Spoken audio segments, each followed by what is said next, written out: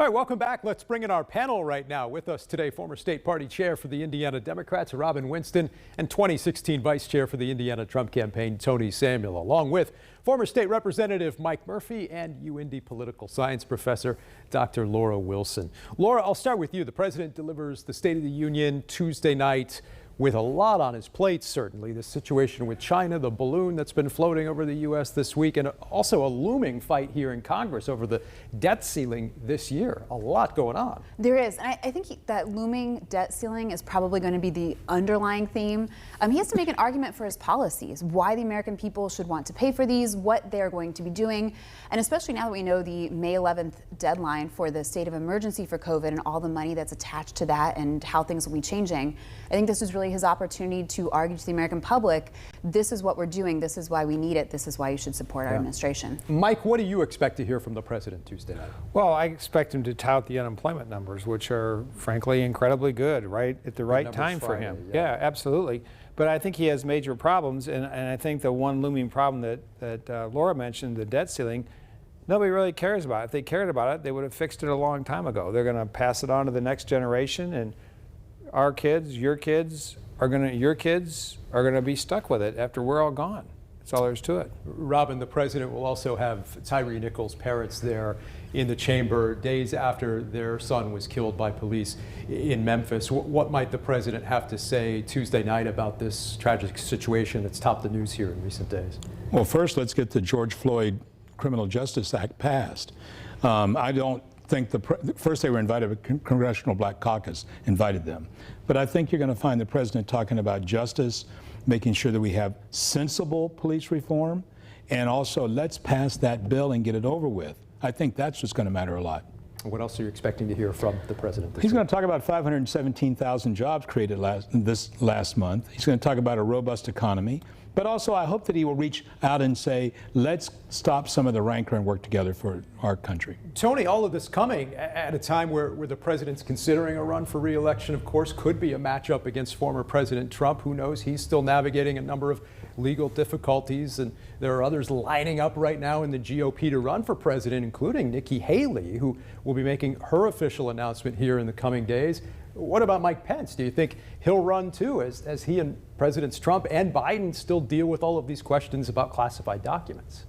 I think Mike Pence runs. I've said it before. I think, everything he's doing is gearing up, book coming out, book tour, getting in the media as much as possible. Now, the classified document scandal, I think it's a bigger scandal for Joe Biden because of just the amount of time that he's had these since he was vice president, even dating back to when he was senator and at the various locations.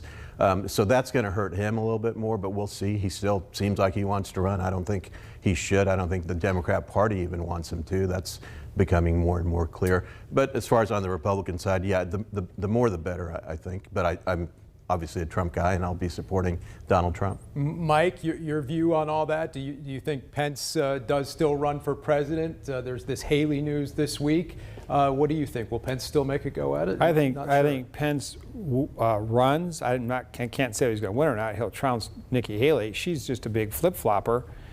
He's been consistent through his entire life. He's even the only one who's handled the documents scandal, so to speak, handled it well. I'll bet if you went into the garage or the home of any U.S. senator, Republican or Democrat, who served on the Intelligence Committee, you'd find classified documents among their files.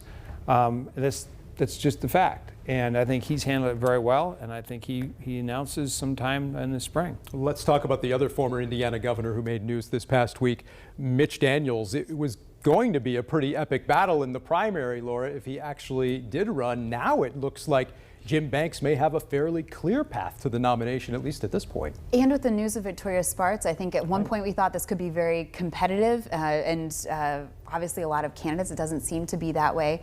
But in a lot of ways, I think it makes a lot of sense. Mitch Daniels has a great reputation. He's leaving on a high note with legacy, both in higher education and in government.